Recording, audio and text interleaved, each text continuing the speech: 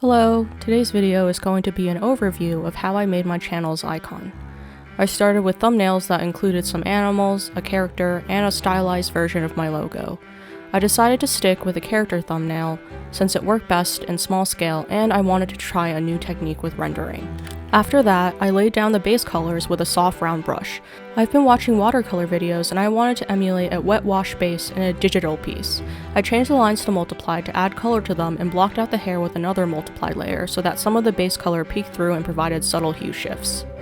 I then established the lighting with another multiply layer using a warm ochre color. This time I used a brush with hard edges to block in cast shadows and carve out the major planes of the face.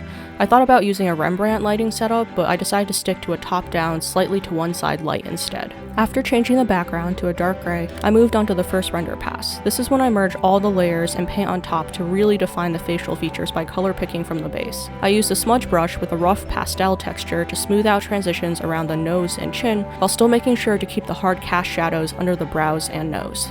I decided to make the background green to separate it from the character, and also because it worked well with a yellowish bounce light on the chin and neck. From there, it was all about defining forms using light and shadow. I kept a small thumbnail view in a reference window to make sure the details worked on a small scale and that I wasn't losing the original lighting scheme. Finally, I added freckles with a multiply layer and a necklace to break up the color in the neck and shoulder area. I hope you like the final result, and I'll see you in the next video. Bye!